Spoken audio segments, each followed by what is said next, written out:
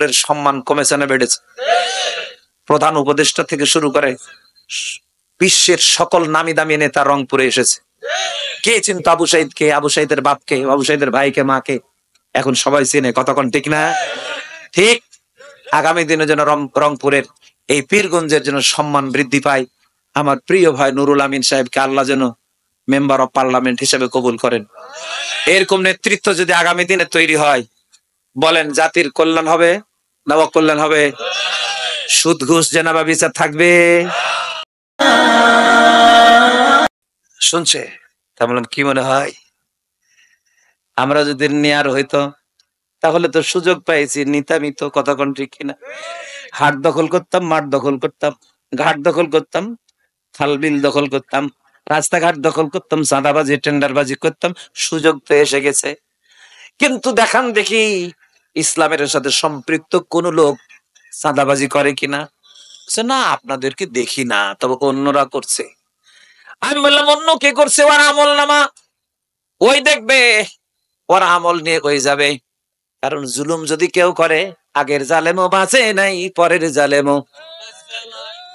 কতক্ষণ ঠিক কিনা? যদি মুদ্রার এপিট আর ওপিট যদি সমান হয়, তাহলে সিদ্ধান্ত তো জমিন থেকে আসবে না, সিদ্ধান্ত আসমান থেকে আসবে। কতক্ষণ ঠিক না বেঠিক? তো বললো তাহলে কি করতে হবে? আমি বললাম আগে নিজে আমল নামা তৈরি করেন। প্রত্যেক দিন নামাজ পড়লে, কোরআন পড়লে, হাদিস পড়লে লিখে লিখে রাখা লাগে। বলছে হুজুর খুবই তো কঠিন। আমি বললাম এই কঠিন সিলেবাস ফলো করে ইসলামের আন্দোলন করা লাগে। তুমি কি মনে করেছো রাতে রাতে সদস্য, পরের দিনে নেতা, তারপরের দিন লুটপাট, এইরকম তন্ত্র মন্ত্র বাংলার জমিনে আর যাই হোক মুসলমানদের চলে না? কতক্ষণ ঠিক না বেটি? বলছে যত কঠিনই হোক আমি এর সাথেই থাকবো। কারণ হলো এখন তো বাঁচতে হবে। কতক্ষণ ঠিক কিনা? এই জন্য আল্লাহ রাব্বুল আলামিন বলছেন ইসলামের যখন বিজয় আসে, আল্লাহর সাহায্য আসে, তখন সবাই ইসলামের পতাকা তলে দিনের ভিতরে প্রবেশ করে। কতক্ষণ ঠিক না বেটি? তবে স্বাদ আমরা এখনো পাই, কেবল পূর্বাভাস চলছে। নিশ্চিত থাকে, নিশ্চিত, আবারও বলছি নিশ্চিত থাকেন। আপনারা যদি দুটা কর্মসূচি বাস্তবায়ন করেন, জোরে বলেন কয়টা? আওয়াজ দিয়ে বলেন কয়টা? দুইটা। এক নাম্বার কর্মসূচি, আল্লাহ রাব্বুল আলামিন বললেন ওয়াতাসিমু বিহাবলিল্লাহি জামিআ।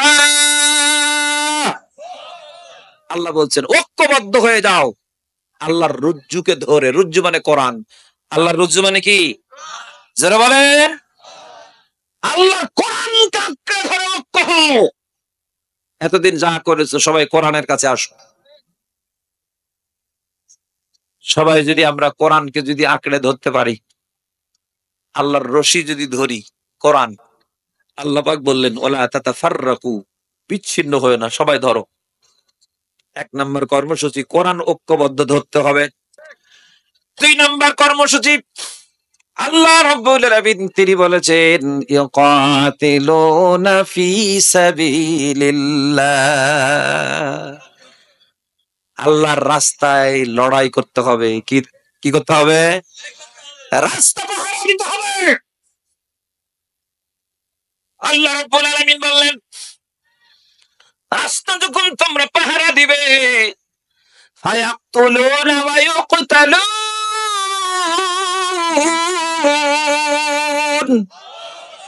মারবে এবং মরবে।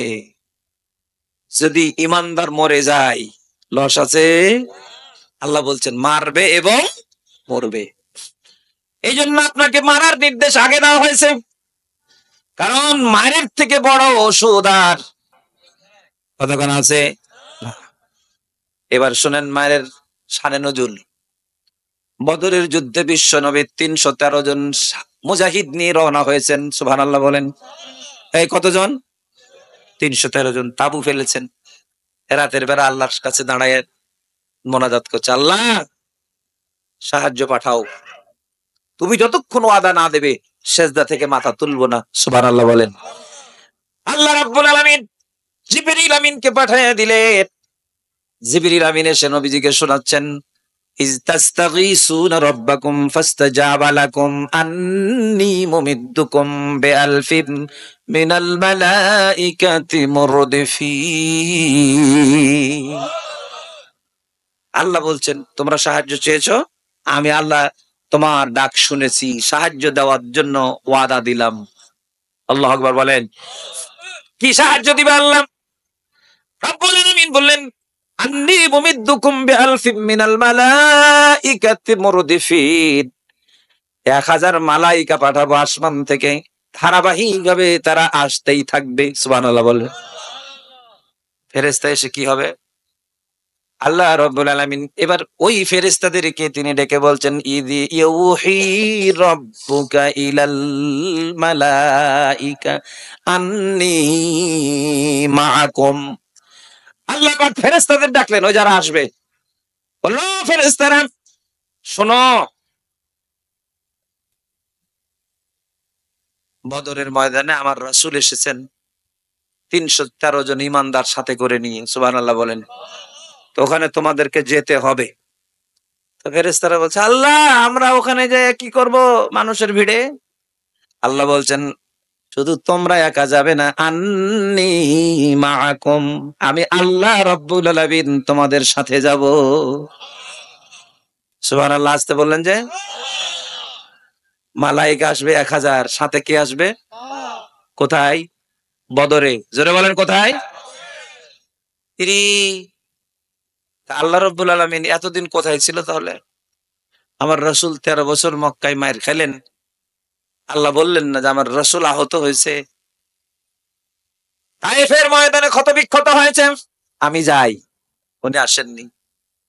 3 বছর জেল খাটলেন, আল্লাহ আসলেন না। আল্লাহ পাক বললেন বদরের ময়দানে মালাইকা তোমরাও যাও, আমি তোমাদের সাথে আমিও যাব। আন্নী মাআকুম, নিশ্চয় আমিও তোমাদের সঙ্গী হব। সুবহানাল্লাহ বলেন। ফেরেশতা আসবে 1000, সাথে আসবেন। আল্লাহু আকবার। আল্লাহ পাক এবার ফেরেশতাদের বললেন শোনো ফেরেশতারা, তোমাদের একটা কাজ করতে হবে। বলল কি? ফাসাব্বিতুল লাযিনা আমানু, ঈমানদারদেরকে তোমরা সাহস যোগাবে, এটা তোমাদের কাজ। ফেরেশতা বলল আল্লাহ তোমার কাজ কি হবে? আল্লাহ রাব্বুল আলামিন বলছেন সাউলকি ফি কুলুবিল লাযিনা কাফারুর রুবা, কাফেরদের অন্তরে ভয় তৈরি করে দিব, এটা হবে আমার কাজ। কাফেরদের অন্তরে ভয় ঢুকাইয়ে দিব, এটা কার কাজ? এটা আল্লাহর ডিউটি। আর ফেরেশতারাকে বললেন তোমরা ঈমানদারকে খালি সাহস দিবা যেন ওরা মাঠে থাকে। সুবহানাল্লাহ বলেন। জুলাইয়ের আন্দোলনে দেখেছেন না, কারফিউ দিয়ে দিল, 144 তারা গুলি মারতেছে, সব বন্ধ, ফেসবুক বন্ধ, নেট বন্ধ, সব বন্ধ, সব বাহিনী রেডি হয়ে আছে। তারপরে বনি আদমের সব ঠেকানো যায় না। মাদ্রাসার ছাত্র, মাদ্রাসার শিক্ষক, মসজিদের ইমাম, মসজিদ আলেম ওলামা ঐক্য হয়ে গেল। এরপরে শ্রমিকরা ঐক্য হয়ে গেল, ব্যবসায়ীরা ঐক্য হয়ে গেল, মা বোনরা ঐক্য হয়ে গেল, ছাত্ররা ঐক্য হয়ে গেল, ছেলেরা ঐক্য হয়ে গেল, মেয়েরা ঐক্য হয়ে গেল। সবাই মিলে একই কথা, তুই কে আমি কে। যেরকম এটা বলেছে না বলে নাই? আমার ভাইরা এর থেকে আর আমি বলবো না। এরপরে বলল জীবন একজনের না, হাজার হাজার যদি জীবন চলে যায় যাবে, আমরা ময়দান ছেড়ে যাব। সালাউ গুলি আবু সাইদ দিয়ে শুরু হয়ে গেল, মুগ্ধদের ময়দানে আসলো, আলী রায়হানরা আসলো। রাত 3টার সময় ঢাকা বিশ্ববিদ্যালয়ের মেয়েরা সারিবদ্ধভাবে মিছিল নিয়ে ময়দানে নেমে গেল।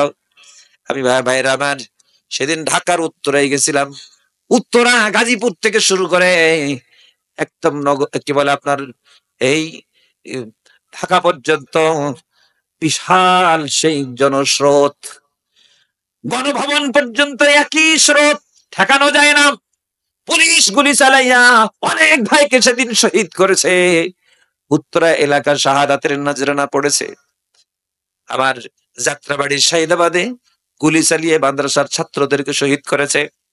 ভাইরা, আজকে আল্লাহর কসম করে বলি, যখন জমিনে রক্তের নাজরানা যখন এসেছে, বনে আদমের ইসলামী আন্দোলনের সকল স্তরের ভাই বোনরা ঐক্যবদ্ধ ভাবে যখন জিহাদি তাবান্না নিয়ে ময়দানে এসেছে, তখন আল্লাহ রাব্বুল আলামিনের সাহায্য ত্বরান্বিত হয়েছে। কি ঠিক না বেটি? সাহায্য ত্বরান্বিত হয়েছে, পিছু হটে গেছে।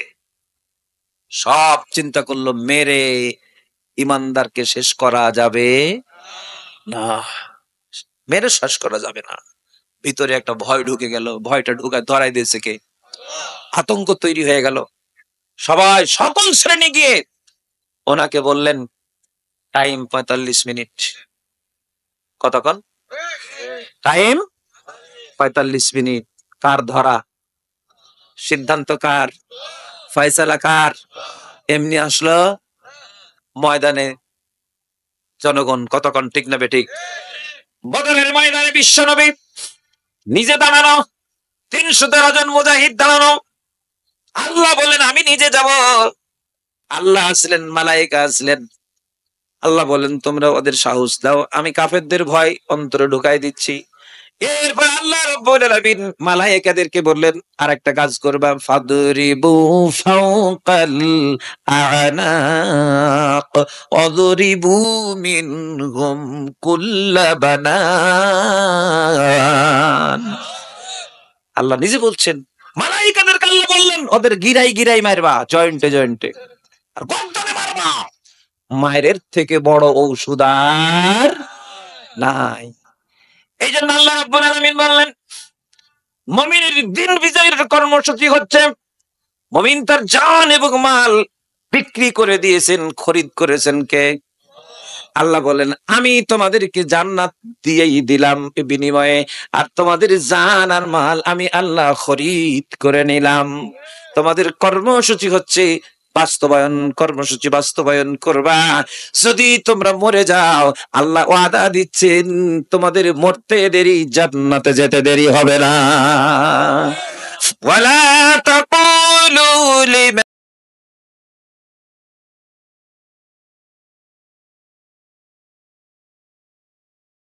লা তাশউরুন।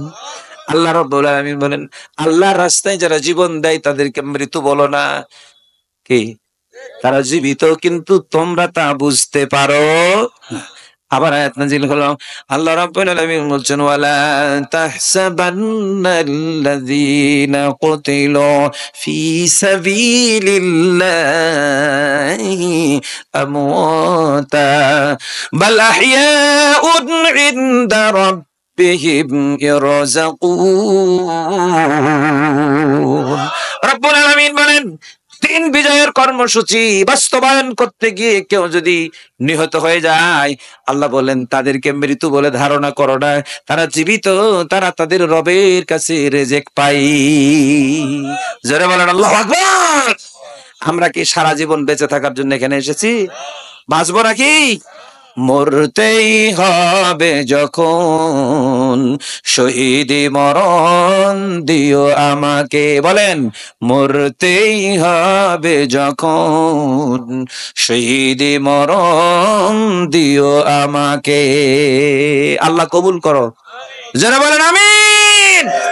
দিনী ভাইরা, তাহলে আল্লাহর সাহায্য এবং বিজয় দুটাই আমরা চাই, চাই কিনা? সাহায্য কখন পাবো? যখন আমরা আল্লাহর দেওয়া কর্মসূচি বাস্তবায়ন করব। তাহলে ঐক্যবদ্ধ ভাবে কি ধরবো বলেন? কোরআন। আবার ময়দানে থেকে কান্নাকুম বুনিয়ানুম মারসুস, সীসা ঢালা প্রাচীরের নাই, কাঁধে কাঁধ মিলিয়ে এই আবর্জনা পরিষ্কার করা লাগবে। কারণ আগাছা জন্মে গেছে এই 53-54 বছরে বাংলার জমিনে, আগাছা জন্মে গেছে, আগাছা আগাছা। প্রত্যেকটা মনে মনে ইসলামের প্রত্যেকটা এই কি বলে রাস্তার মোড়গুলোকে আজকে এই কেটে দিয়ে, জোর কেটে দিয়ে ইসলামের সব রসম রেওয়াজ সুন্নত সবকিছুকে নষ্ট করে দিয়েছে। কতক্ষণ ঠিক না বেটি? সুদ, ঘুষ, জেনা, ব্যভিচার, লুটপাট, ডাকাতি, রাহজানি সবকিছু দিয়ে বাংলার জমিনকে ভরে দেওয়া হয়েছে, এইগুলো যদি উঠায় ফেলতে চান, উপড়ে ফেলতে চান, তাহলে কি শুধু মোনাজাত দিয়ে হবে? এজন্য ঝড় যত নিচে গেছে ওরকম শক্ত মেশিন দিয়ে উপড়ে ফেলতে হবে। কতক্ষণ ঠিক না ঠিক? এজন্য আগে চাষ করতেন লাঙ্গল দিয়ে, এখন কি দিয়ে করেন? কি দিয়ে? হ্যারো মেশিন দিয়ে। আগে করাত দিয়ে গাছ কাটতো, এখন কি দিয়ে কাটে? হ্যাঁ, দিন পরে চেঞ্জ, সময় চেঞ্জ হয়েছে। আল্লাহর জমিনে সেকুলারিজমের যে আগাছাগুলো জন্মে গেছে, প্রত্যেকটা সেক্টর ধ্বংস হয়ে গেছে। শিক্ষা ব্যবস্থায় ইসলাম নাই। ইসলাম আছে? ইসলামকে একদম মাইনাস করে দেওয়া হয়েছে। স্কুলে ইসলাম নাই, কলেজে ইসলাম নাই, বিশ্ববিদ্যালয়ে ইসলাম নাই, এমনকি মাদ্রাসাগুলো পর্যন্ত দখল করেছে। কতক্ষণ ঠিক কিনা? রামবামদের শিক্ষানীতি চালু করে নাস্তিকদেরকে প্রধান বানায়া আমাদের বই পুস্তক গুলোকে কোমলমতি সন্তানদেরকে শিখাইছে যে তোমরা তো মানুষের পেটে জন্ম হয়নি, তোমাদের অরিজিন হচ্ছে বানর। কি ঠিক না বেটি? আমার দেশের কি বলে বুদ্ধিজীবী নামে কিছু বুদ্ধি প্রতিবন্ধী আছে, নাস্তিক বুদ্ধি প্রতিবন্ধী, এরা আমার কোমলমতি সন্তানগুলোকে শিখাইছে যে তোমরা তো বানরের জাত। এরা তখন বললো, স্যার সত্যি আমরা বানরের জাত? তো বলছে হ্যাঁ। কি করে বুঝবো? বলছে যে পেছনের দিকে একটু হাত দিয়ে দেখো, এখানে লেজ ছিল খুলে পড়ে গেছে, এখনো শক্ত আছে, হাত দিয়ে দেখো। এই শিখাই নাস্তিক। এরা তখন চিন্তা করলো, স্যার আমরা যদি বানরেরই জাত হই তাহলে কিছু কার্যক্রম তো আমাদের বানরের মতো থাকতেই হবে। হ্যাঁ অবশ্যই থাকা উচিত। এরা তখন পয়লা বৈশাখে রমনার বটমূলে যায়, যাওয়ার পরে নিজে নিজে বানর সাজে, হনুমান সাজে, পেঁচা সাজে, এরকম মুখোশ পরে, পরে না? পরে। পড়ার পরে তখন ছেলে মেয়ে এক জায়গায় হয়ে তখন গান গাই, এসো হে বৈশাখ এসো হে, এসো হে বৈশাখ এসো হে। কি গায় না? গায়।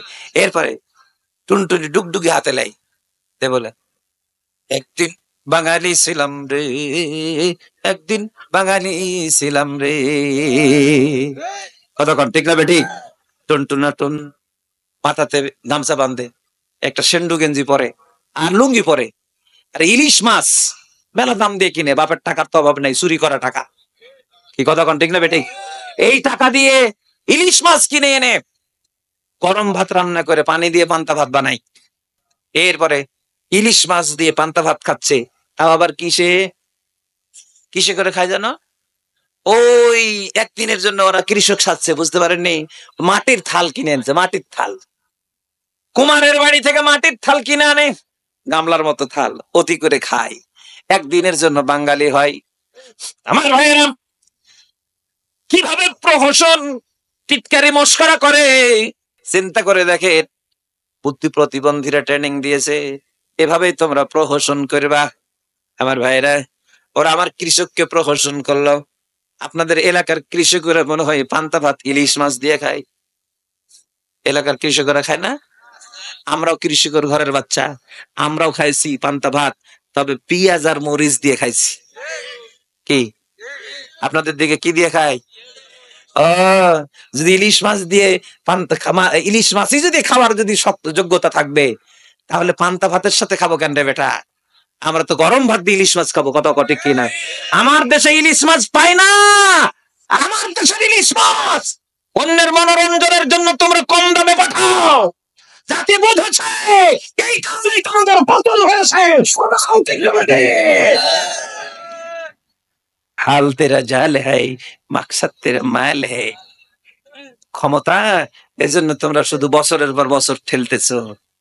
কারণ জনগণ সাথে থাকুক আর না থাকুক, আমার 80 বা পুস্ত দাদা বাবাজি থাকলেই হবে। কি ঠিক না বেঠিক? তবে আল্লাহ যখন ধরে, তখন পৃথিবীর কোন শক্তি পাশে থেকে কাজ করতে পারে? অনেক চিৎকার চিল্লামেল্লা করেছে, চিল্লা মেলা করছে, কিন্তু এখন দেখতেছে ওদের পায়ের তলাতে মাটি নেই। ভিসা বন্ধ করে দিল, বর্ডার সিল, ঢুকতে দিব না। তোমাদের দেশে আমরা না গেলে আমাদের থোড়াই কি আর হবে? আমরা যদি তোমাদের দেশে না যাই, ওই কলকাতাতে যেগুলো বসে আছে ওরা উপোস করে মরবে। কতক্ষণ ঠিক না বেঠিক? যাবো না তোমার দেশে। কেন যাই? আমরা যাই ওই যে শিক্ষা কি বলে কিছু চিকিৎসা নেওয়ার জন্য যাই, কেন? আমার দেশের চিকিৎসা ব্যবস্থাকে তোমাদের মতো দালাল মন্ত্রীরা ধ্বংস করে দিয়েছে। আমরা আমাদের দেশে উন্নত মানের চিকিৎসা ব্যবস্থা তৈরি করব, আমার দেশে তৈরি করব, তোমার দেশে যাব না। আমার দেশে সব আছে, শুধুমাত্র সৎ নেতৃত্ব না থাকার কারণে আমরা এতদিন পরাধীন ছিলাম। কতক্ষণ ঠিক না বেটি? আমরা তোমার দেশে যাব না, আমার দেশেই তোমাদেরকে আসতে হবে, আমার দেশেই আসতে হবে। আমরা এবার মাছ দেওয়া বন্ধ করে দিলাম। বললা কেন? যে মাছ দেন, মাছ দেন, না তো আমার পূজা হচ্ছে না, মাছ দেন, মাছ দেন, মাছ দেন, ভিক্ষা শুরু করে দিলে তোমরা। আমরা দয়া করেছি এবার। কতক্ষণ ঠিক না বেটি? বেশি আন্টি শান্তি করবা, বর্ডারে আমার ভাইদেরকে মারা বন্ধ করো, বোনদেরকে মারা বন্ধ করো, ফেন্সিডিল চালান করা বন্ধ করো, নচেত ঘুঘু দেখেছো, ফাঁদ দেখো নাই। এটা শাহজালালের পুণ্যভূমি, শাহ মাকদুমের দেশ, আলেম ওলামার দেশ, মসজিদের দেশ, মাদ্রাসার দেশ, দাড়িওয়ালাদের দেশ, টুপিওয়ালাদের দেশ। জালেমের বিরুদ্ধে আমাদের ঐক্য হতে 10 মিনিটও টাইম লাগবে না। কতক্ষণ ঠিক না বেটে? সবাই আমরা ঐক্যবদ্ধ হয়ে গিয়ে তোমার যা আছে ভেঙে উড়াই দিব। তোমরা আমার মসজিদ ভেঙেছো, মন্দির বানাইছো, আমরা কিছু বলি নাই।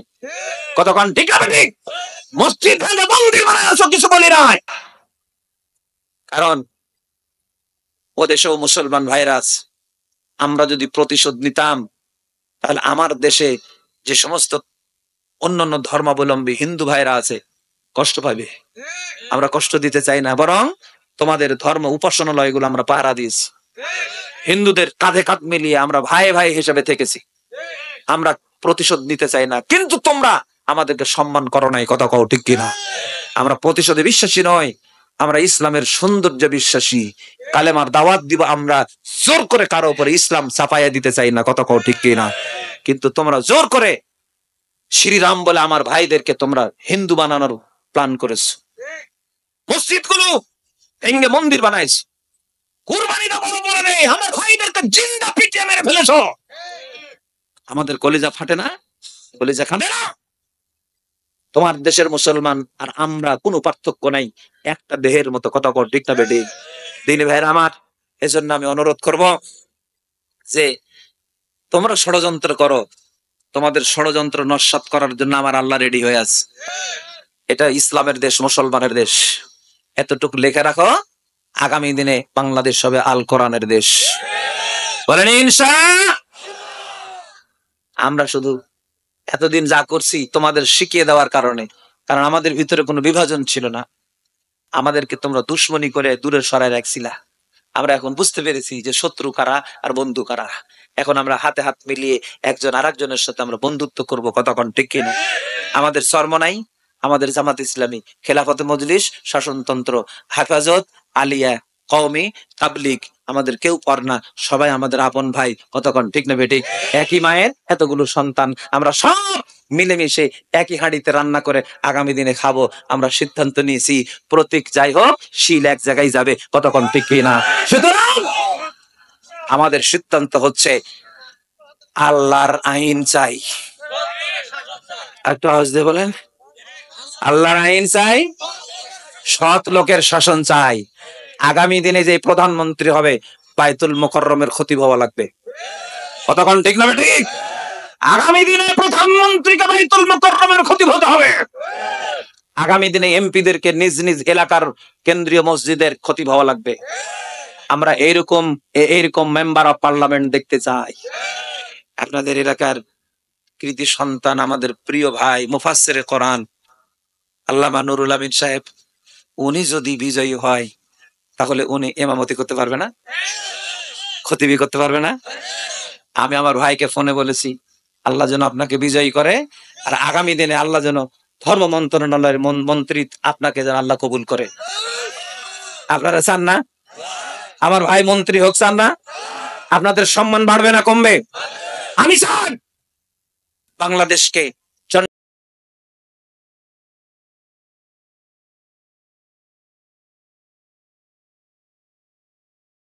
সম্মান কমেছে না বেড়েছে? প্রধান উপদেষ্টা থেকে শুরু করে বিশ্বের সকল নামি দামি নেতা রংপুরে এসেছে। কে চিনতো আবু সাইদকে, আবু সাইদের বাপকে, আবু সাইদের ভাইকে, মাকে? এখন সবাই চিনে। কতক্ষণ ঠিক না ঠিক? আগামী দিনে যেন রংপুরের এই পীরগঞ্জের যেন সম্মান বৃদ্ধি পায়। আমার প্রিয় ভাই নুরুল আমিন সাহেবকে আল্লাহ যেন মেম্বার অফ পার্লামেন্ট হিসেবে কবুল করেন। এরকম নেতৃত্ব যদি আগামী দিনে তৈরি হয়, বলেন জাতির কল্যাণ হবে না অকল্যাণ হবে? সুদ ঘুষ জেনাবা বিচার থাকবে। হযরত ওমরের উত্তরসূরি, কতক্ষণ ঠিক না বেটি? আমরা তো এরকমই কিছু চাই। আপনাদের কিছু কিছু লোকের কলিজা পুড়ে ছাই হয়ে যাচ্ছে, ইরি মুলবিও ঘট করবে রে মুলবি, কি ঠিক না বেটি? ছি ছি ছি ছি মুলবিও ঘট করবে রে। এই সমস্ত কথা বন্ধ করতে হবে। কারণ আপনারা এতদিন শুধু ভোটের নামে প্রহসন আর লুটপাট করেছেন। আগামী দিনে জিহাদ ফি সাবিলিল্লাহর প্রথম পদক্ষেপ হচ্ছে ইলেকশন ফি সাবিলিল্লাহ। ইলেকশন ফি সাবিলিল্লাহ, আল্লাহর রাস্তায় ইলেকশন। কতক্ষণ ঠিক না বেটি? দিনী ভাইরা আমার, এই যে আপনার কি বলে অপারেশন ডেভিল হান্ট চলছে না?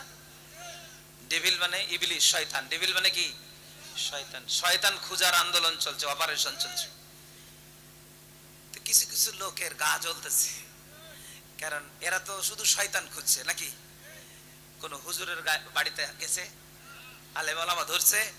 আর এতদিন তো তোমরা ইবলিশদেরকে তোমরা ওই রমজান মাস ছাড়া পার হয়ে গেলে যেমন ইবলিশ মুক্ত পাই, তোমরা তো এতদিন ইবলিশকে তোমরা ছেড়ে দিয়ে আলেম ওলামাদেরকে দিয়ে ধরে জেলে রাখতা। আমরা মাহফিল করে কোন রকম যদি যাইতাম রাস্তাতে, দাঁড়ান কোথায় ওয়াজ করতে গেছিলেন, অমুক পোস্টার দেখান, দেখালাম। ও আপনি ওয়াজ করছিলেন না, আপনার নামে কমপ্লেইন আছে, চলেন থানাতে যেতে হবে। ওয়াজ করলাম 10 মাইল দূরে, গ্রেফতার হলাম 10 মাইল পরে। কতক্ষণ ঠিক না বেঠিক? মানে ইবলিশেরা রাস্তায় রাস্তায় তল্লাশি করেছে। এখন ওই ইবলিশকে তো হান্ট করতেছে সেনাবাহিনী, আমাদেরকে তো ধরে না, ধরছে ইবলিশ। কতক্ষণ ঠিক না বেঠিক? আগামী দিনে বাংলাদেশ ইবলিশ মুক্ত হবে, দুর্নীতি মুক্ত হবে, অবিচার মুক্ত হবে, জুলুম মুক্ত হবে। আল্লাহর দিন এই জমিনে বিজয়ী হবেই হবে ইনশাআল্লাহ। আল্লাহকে হাত তুলে দেখান, নারায়ে তাকবীর, নারায়ে তাকবীর। আল কোরআনের আলো, কোরআন হাদিস যেখানে, বলেন ইনশাআল্লাহ। আরেকটা বলবেন, আল্লাহর আইন চাই। এটা ভুলবেন না, প্রত্যেকটা ওয়াক্তে ওয়াক্তে বলবেন আল্লাহর। সৎ লোকের প্রত্যেকের কাছে দাওয়াত দিবেন, যে বুঝে তাকেও দিবেন, যে না বুঝে তাকেও দিবেন, যে দোস্ত এবার জিহাদ ফি সাবিলিল্লাহ, আল্লাহর দিনকে বিজয়ী করতেই হবে। দিন যখন বিজয়ী হবে তখন আর গায়ে হাত বোলানো লাগবে না, এমনি মানুষ ইসলামের পতাকা তলে আসবে। কতক্ষণ ঠিক না? আল্লাহ তুমি তৌফিক দাও, বলেন আমিন। কবুল করো, বলেন আমিন। সম্মানিত তাওহীদি জনতা, কথা বলতে গিয়ে কোন লাইনে বললাম বুঝলেন কিনা? কষ্টই হলো মনে হয়। আমরা আর বেশি লম্বা করতে পারতেছি না, গভীর রাত হয়ে গেছে। 12টা বলেছিলাম, 12টা হয়ে গেছে ইতিমধ্যে। আমার ভাইরা মাঝে মধ্যে আমাকে একটু লিখিত আকারে আমলনামা পাঠাচ্ছেন যে হুজুর একটু কিছু কালেকশন। তা আপনাদের বসবেন, একজন উঠবেন না, ছোট্ট পরিসরে আপনাদের কাছে যা আছে এই যে মাহফিলটা বাস্তবায়নের জন্য